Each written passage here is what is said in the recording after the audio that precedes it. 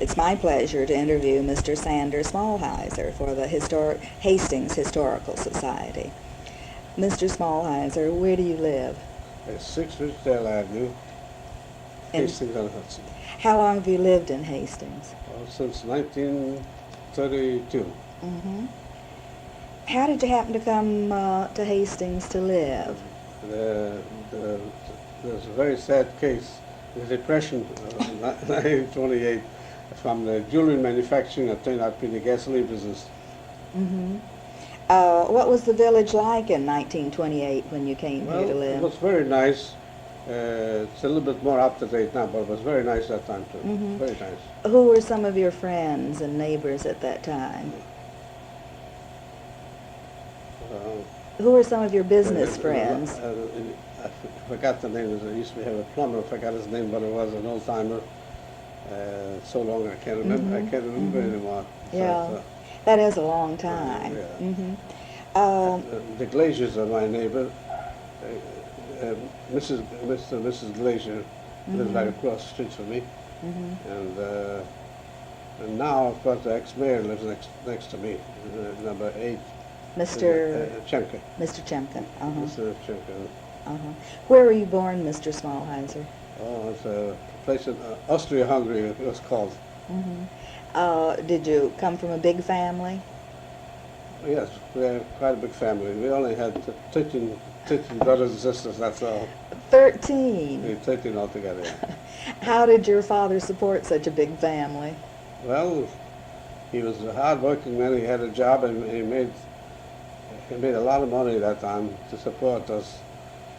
I think that money about $20 a week. It was in Hungarian money that time. Those money there was a tough thing to get a hold of those days. It's very hard to live on those things. No, 1930, 1920, then 30, 32, we had the same trouble here. Mm-hmm. We had also depression. Mm-hmm. Did you do anything to help the family out to earn some money? I was too young that time. When I was 13 years old, I already learned a trade. And what kind of trade? well, first I learned to be a roofer.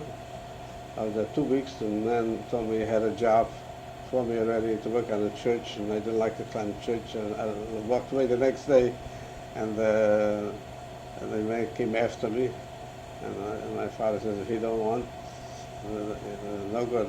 I had the same happen to 2 other things. What else did you try? Well, tried to be in a shoemaker, you make your own shoe there. But the final outcome was I learned to be a tailor. And I learned I could make a complete suit. And when I came to this country, I got a job in a store, tailor store. Mm-hmm. And I was about a head shorter than right now. I was 16 years old. Mm-hmm. And women used to come and say child labor. So he had to let me go. Mm-hmm. You learned to be a tailor in Europe, though. In Europe, yeah. Mm-hmm. I came back, I could make a complete suit with everything. Mm-hmm. And when I came so finally I learned, and then in the Bronx, I lived in the Bronx, Mm-hmm. there was a place, a manufacturer that made fish bags there. I got a job over there, and inside of 3 months' time, I was there. They had they had 3 or 4 men working, making the wire for the mesh, Mm-hmm. that. And so I started around there, and they started about 2, 3, 4 months. I did all that work by myself. Mm-hmm. That the man, the 2 bosses, 2 brother-in-laws, every time he passed by and he saw me there working for myself, without any noise, without anything, just pull his hair out. He said, that kind of green, he used to call us greener, when people come up in the old days. Tell us about making the mesh Well, bags. I used to make the frames, the mesh we used to buy. Mm-hmm. I used to make mesh bags, cigarette cases, and vanity cases. Mm-hmm. And I worked there until about 1918, I think, 1919 I worked. And then finally I went into a different business, and one of my bosses wanted me to go and fix up a shop for him.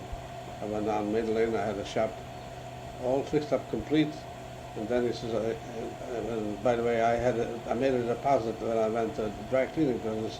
I had $700 deposit. We had a horse and wagon to call on the stores to pick up the dry cleaning there. So I said, look, I can't go in there. So I got $700 invested. He says, well, I'll give you back the money. Well, after I had the shop all fixed, he says to me, I can't go ahead with it. I'll have to sell it. So his brother-in-law was there, and that business didn't require any. It wasn't enough business to compete with one another. Was that a jewelry store on Maiden Lane? A factory. That was still a factory Did they in the make? Bronx. They made the mesh bags And the there. mesh bag used to be imported from the other Right. side. The Right. frames we used to make. Mm-hmm. So he says to me, he says, I'll tell you what I'll do with you. He says, I'll pay you the money that I promised to pay you, or I'll give you your job back. I said, you forget about the job. And he paid me, and about 2 weeks later, his partner came along to me and said, I want you to come back. He was like a father of mine. He said, I want you to come back. And I came back. I got my job back anyway. Mm-hmm. And after a while, about a year later, I decided, 1919, I went into business for myself, the mesh bag business. Mm-hmm. And I was absolutely greenery, I call it, I know, Mm-hmm. and I hired a salesman from a very big firm, came to with me, and I started to make mesh bags. I don't know, I had no school education or anything like that, and I went through all that, I went through it all right, and finally I went into the watch case manufacturing. I meant to bring you a watch case that I used to make. I used to have a Bolivar. Hamilton was a very big firm. I made some, I sent a sample to the Hamilton watch. The woman was an inspector. She lived in Tarrytown. She inspected and she sent such a nice letter, approved this. It was so good. When the salesman came, he went out with the letter and he got orders from that thing alone. So that's all I can. Yeah. Who did you sell the mesh bags to? Actually, they're very big all over the country. I had in Philadelphia, I had 3 big jewelers, like Tiffany. It had to be big, just companies like Tiffany to buy. Mm-hmm. And in Texas, I had, in the United States, quite a few of them. But I mean, when I look at it, I laugh myself because a young fellow like this without an education. Yeah. It worked out fine. Everything worked out all right. You like that better than picking up the dry cleaning? Well, of course, that was nothing. I had to go to 125th Street. There was a regular factory. Mm-hmm. And we used to take it from the Bronx. We had a horse and wagon. We used to go take it at night, and next day pick it up and deliver it. Mm-hmm. Not like now. What did you do with the horse in the meantime? Huh? Where did the horse get? Well, we parked him like you park a car outside. I mean, those things that you go through. Sometimes if I stop thinking about it, I feel funny about it. Tell us how you happened to come to the United States. Well, I had a brother of mine here, and I had an aunt and a grandmother there. So my brother sent for me. Your grandmother came first? Oh, she was here a long time before that. Mm-hmm. And I came here by myself. I rode in the train once before I came to this country. Never drove in it. And the only time I've seen one car ever had a 5-wheel car that time. And that's unusual. That's the only thing that was ever in town. Where was the extra wheel? That's how they were made. It was 5 wheels? 5 wheels. The front wheel was a steering wheel. That's how you steered your car. You know, the front wheel was one that if you turned it. So, was it 3 or 5? I think it was 5. Yeah. That's 5. Mm-hmm. And do you know the kind of car it was? The make of car? I was too green to know what cars. One-seater? Was it a one-seater? What do you mean? Just one seat instead of 2? It was a seat for the driver. That's what it was. Yeah. And we came from a very small town, a very small town. In front of our house, I'd like to go there if I could, but I don't know, maybe communist now or something. So in the front we had a brook in the front. In the winter time, it used to freeze up, and we couldn't cross the street. We had to go through the lots on the side. That's unbelievable. Tell us about your passage over on the ship. Well, oh yeah. when I came to this country, I was all by myself on a train. I never traveled myself, but I came and finally I came to Ellis Island? no, not yet. Another island. Oh. We came to Krakow. Oh, yes. And I there was no room in the train to sit. I went on top of where the luggage goes. I lay down. The train pulled into Krakow. I fell down, and luckily I was too small to get hurt. And so we went to Hamburg, and we got to Hamburg. And on a Friday night we were ready to go on the big ship, but we couldn't go on the big ship there, so we had a small boat to go to the big ship. And I wasn't used to people. I've never traveled anywhere. So I don't know. But I got in before we got on the little boat, all the people got off, mostly Christian people. They all got down, all of them started, they kneeled down and start praying. And to me it was something new. I couldn't figure out what it was. Why were they praying? I guess it's a big change going on. They made a prayer to God. So They were frightened? Well, I said I never forgot that. And when we got off the little boat, we got on the big boat, and it came at night time. They had meals. We had long tables on the boat like this here, and chairs. They served meals. And I was a youngster, like I lost it. There was such a big rush for food that it came to eat. I couldn't get nothing to eat. And these people went in and grabbed everything, and they did me the biggest favor, because the next day they hit the high waters. Everybody got sick and nobody could eat, and I could eat. And I was on a boat every morning. Every day I went out. It was perfect. But I didn't know what it's all about. That to me it's like a dream to go out like that. Mm-hmm. And there was it's experience, and the same thing. I didn't come first class either. Mm-hmm. When I came third class, we had beds right on top like this here. Mm-hmm. And when I come to Ellis Island, it was very nice. And I brought a bottle. My father was in the wine business. He worked in the wine, so I brought a bottle of whiskey, Schlewitz. I don't know if you ever heard of that. No. It's a special whiskey. I think he made that too. So it came on Ellis Island. They inspected your luggage, everything. So I don't know what happened. Did you stay at Ellis Island for any length of time? No, just a time to check out. Mm-hmm. The next day, I stayed overnight. The next day I came to Ellis Island. We came up to Wall Street on the other end of the end of New York. I came with a little boat. We came over. My brother met me, and I came over. And I got up in the morning. I never forget that. So they were collecting garbage. You didn't see that. They had wagons that time, three-wheeled wagons that time. They picked them, and they made all kinds of noise with a horse drawn. And I remember that noise, and I came over. Of course, I was never in a big city like this. To me, it was a big thing. Mm-hmm.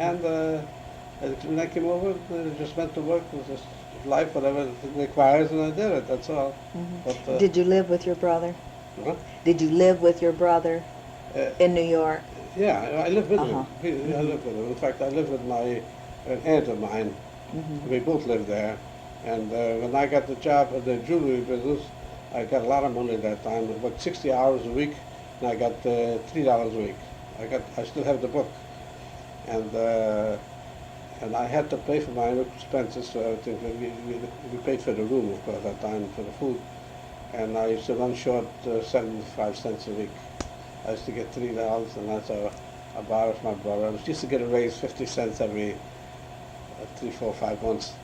And it was a lot of fun. Mm-hmm. Mr. Smalheiser, your oldest brother was here, and then you were the next oldest child? Yeah, we had one brought the rest of the gang over.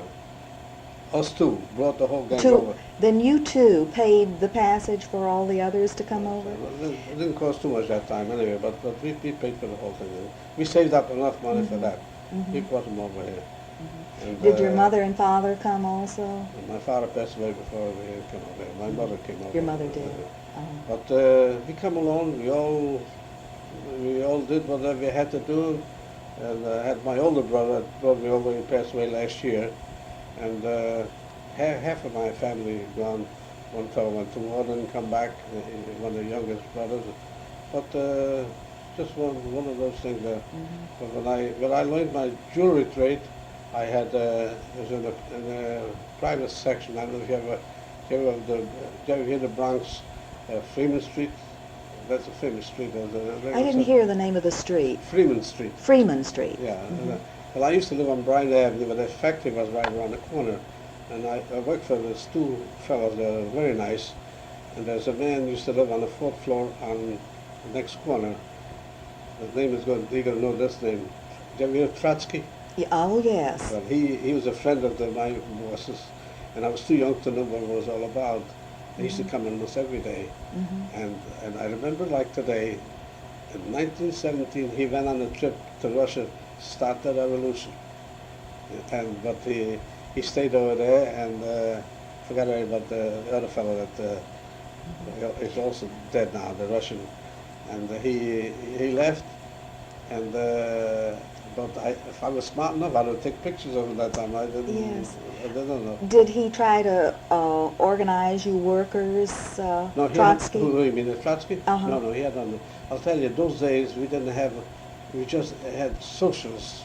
And they were socialists, and I'll tell you, they did a lot of good things. They tried to help people. They helped them. They used to go lecturing in the streets all the time, and the fact we had bread lines in 1915 and 16, right at World War I. We had bread lines, and I used to go with my bosses. We would go on Southern Boulevard. It used to be Ward Baking Company. Ever hear of them? Well, they had a big factory, so we used to go over there. We used to get bread. We used to bring it over once a week. We used to form a line. People come in to get bread, line to line. That's what it was those days. Tell us about your working conditions when you first went to work here in New York. You went to work pretty early, did you? Well, but I learned the trade, and then the only thing, I had two jobs my whole life. Only two jobs. When I was in the mesh bag business, there was a fire in the building, so I had to get out, and I got a job in New York in a jewelry, it's a big watch case business. So I had my bosses. There were three brothers and a father. This is going to be funny. And the father used to have a chair like this here in the factories all around. He used to watch all the people they were working like this, just like that here. And I went through that. I became a foreman. And after I didn't like to stay there very long, so I left. I had a toolmaker there, and a salesman. When I walked out as a youngster like me, I took the salesman with me, I took the toolmaker with me, and I went down to Fulton Street and I went to manufacturing. And started your own business. Yes, yeah.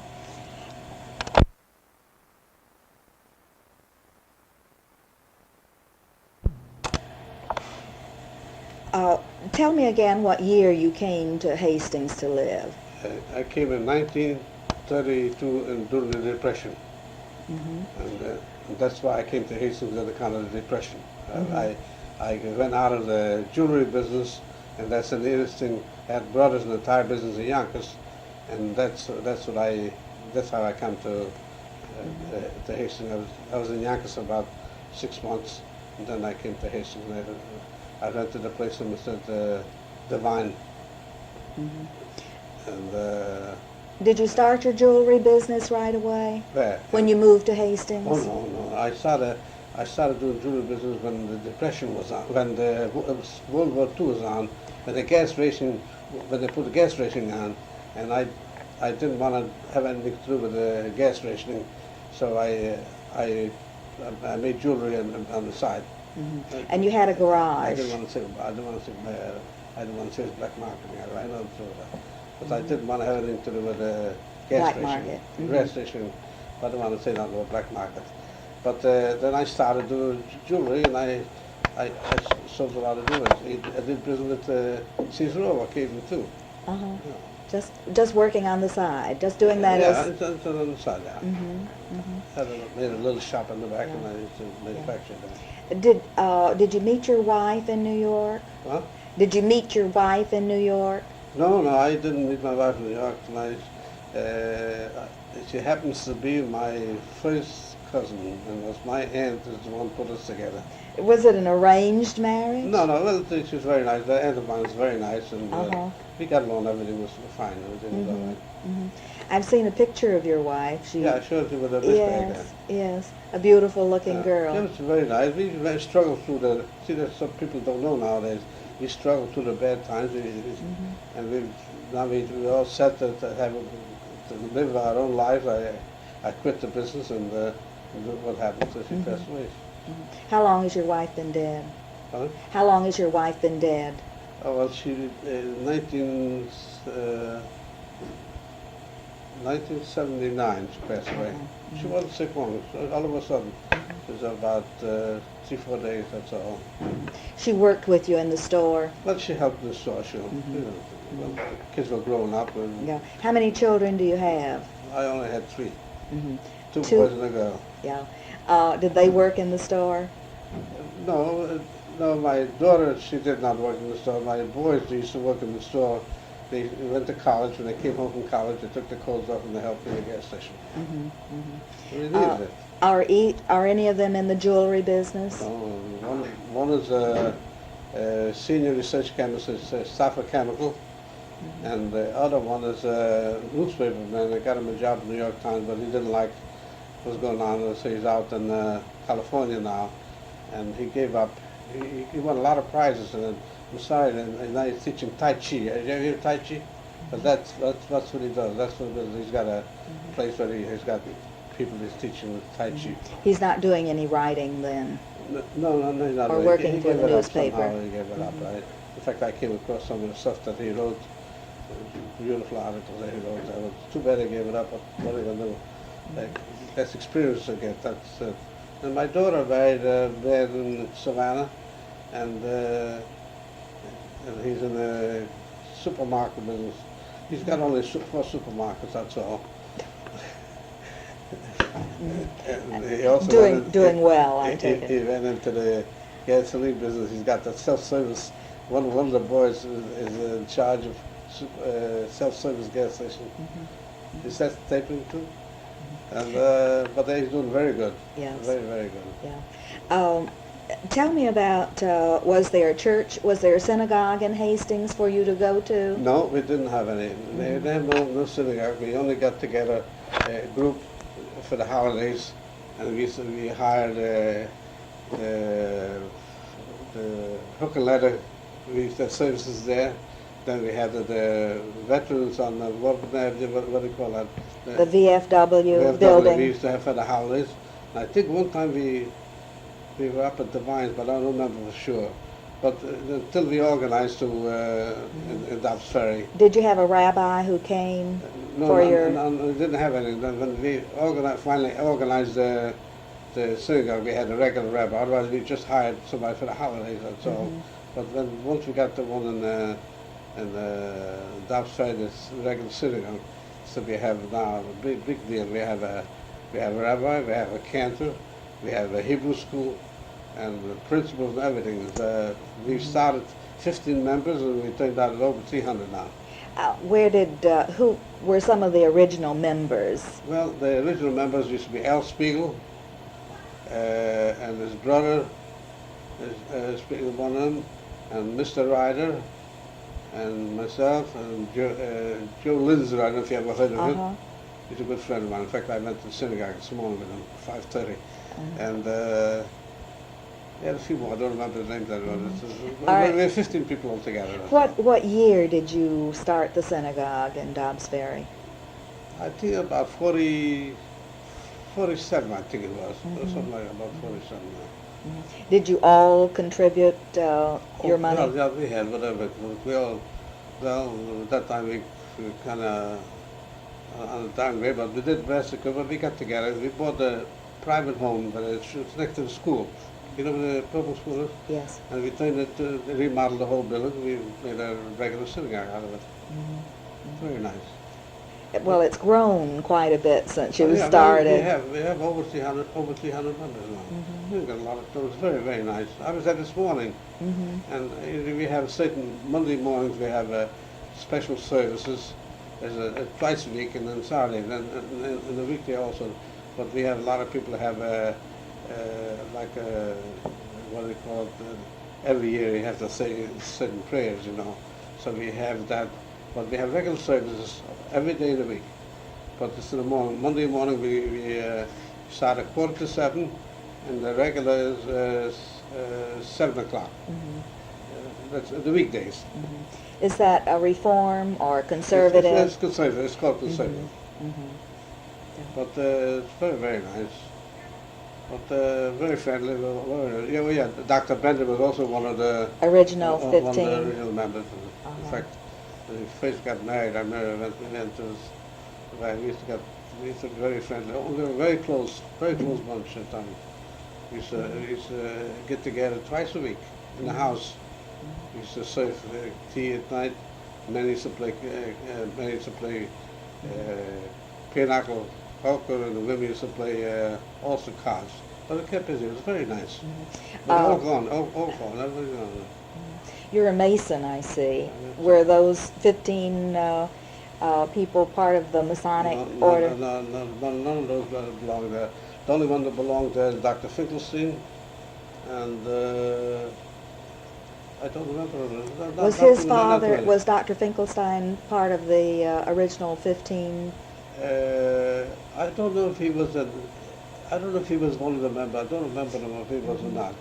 But I think he belonged before we joined, but he wasn't one of the 15 now. But I used to belong to the Masons, the old timers. Very, very nice friends. All old timers and that. It's such a friend. It's like a family. When I came to Hastings, all my customers are not customers, just family, just like a family. I think everybody feels that way about you too, Mr. Smallheiser. Such a respected member of the community. Nice. I had a principle. I treated customers like I like to be treated, and I got along very, very nice. I'll never forget that. That was very nice. Tell us about your grandmother, Mr. Smallheiser. How old was she when she died? She was 93 years old, and she just shrunk to almost nothing. And I say that or not, but the Jewish religion, the old time, she was one of the old time religious people. People, when they got older, made their own clothes to be buried in. And she was in a home when I came here, and she was working on our burial clothes. But her mind was 100%. Tell us about the burial clothes, the burial tradition.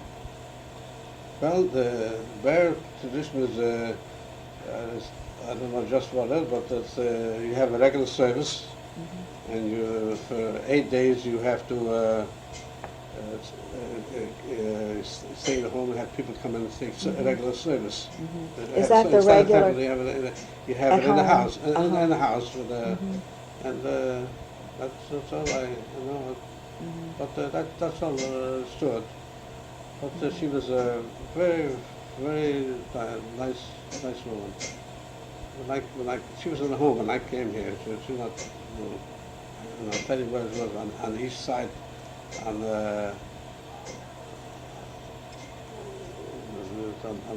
East Broadway, I think it was. That's the place I remember going to see her. The place changed. It's not like this anymore now. But I used to go down to East New York. I mean, the town. I used to go, when I was in the jewelry business, I used to be close money. I used to go and take care of my business, take care of whatever I had to.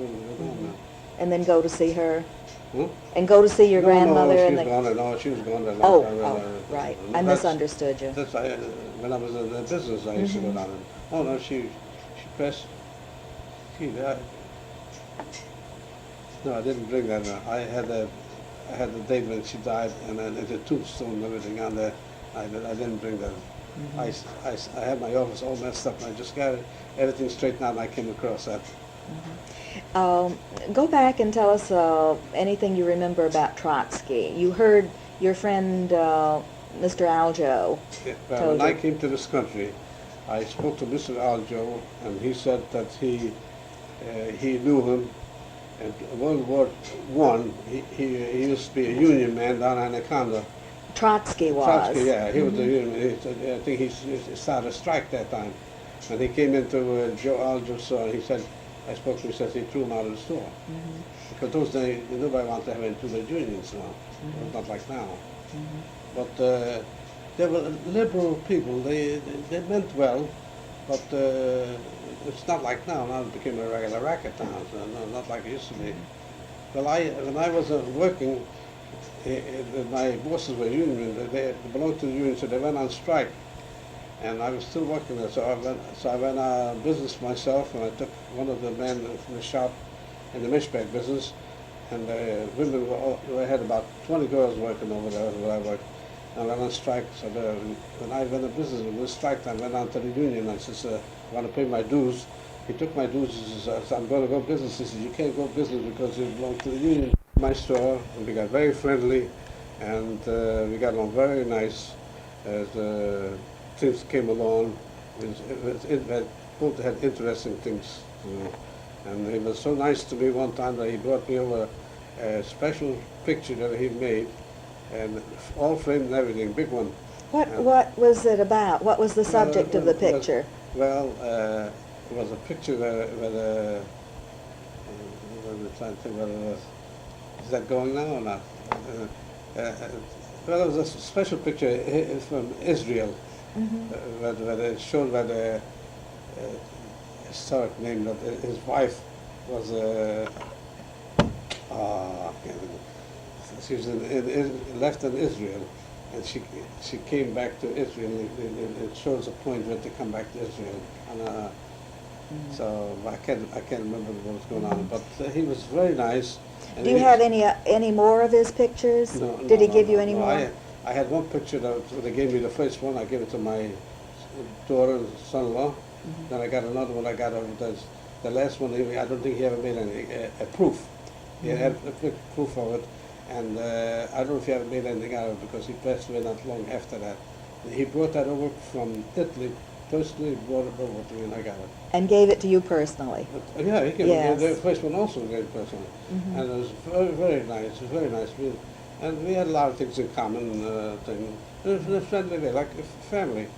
Hastings was just like a family to me. And everybody, the beginning of anybody that came in was just treated just like a family. Tell me, what was the birthday present you gave him? Oh yeah. Well, he was a religious man.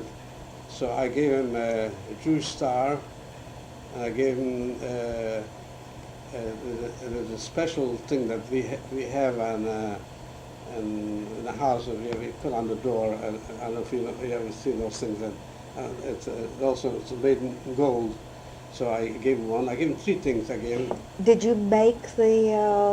No, those comes all made up. Right? I bought it. I gave it to him, and it was for his birthday. I think it was 80th birthday. I gave it to him. And that's where I got that letter from. He thanked me for it, and it was very, very nice.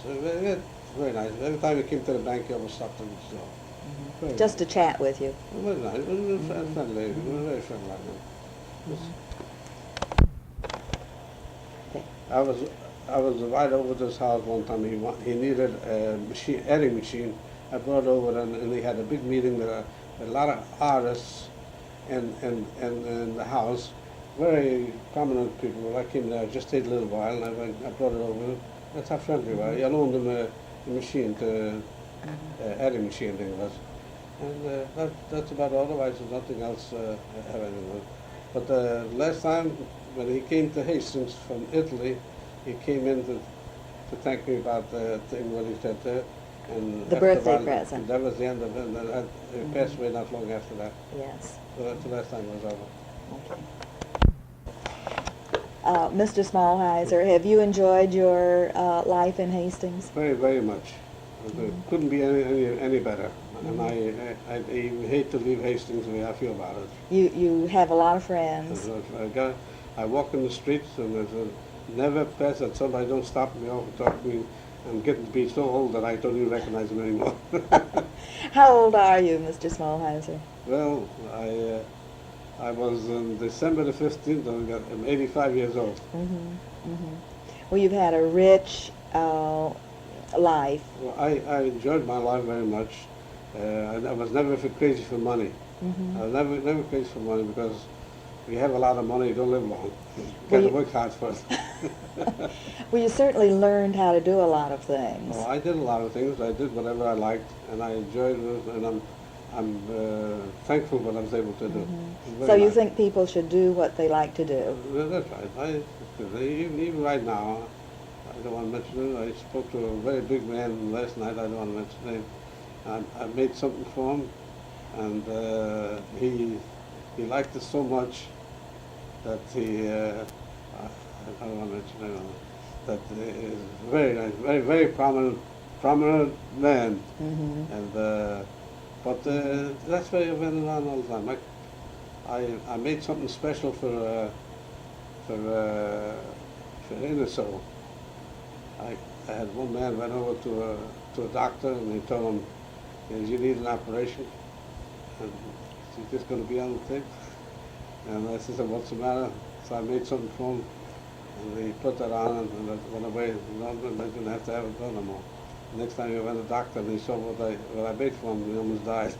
Was it a bracelet? Huh? Was it a bracelet? No, no. No. I made a special thing for the Inner Soul with a piece of copper in it. I wear that all the time. Mhm. I had very So that goes back to your youth when you were working on shoes. No, this one I made about no. This is something else. This is I made while I was experimenting myself. Mhm. Oh no, that had nothing to do with that. But you told me you learned how to make shoes when you were Well, a I boy. didn't stay didn't- there very long either. I Mhm. got into an argument with one of the workers, and I had to, 12 o'clock at night I walked home. It was a distance like from here to Yonkers. Mhm. 12 o'clock at night. Yeah. Well, Mr. Smalheiser, it's been my pleasure to have this talk with you, and I'm sure future generations will enjoy this chat. Oh, That things that you have contributed to the community. I'll tell you, I had people did things for me, and I did the same thing. I don't want to mention what it is. It's something that come up. Mhm. This I wouldn't mention her name, but I had a friend of mine that was a rich man.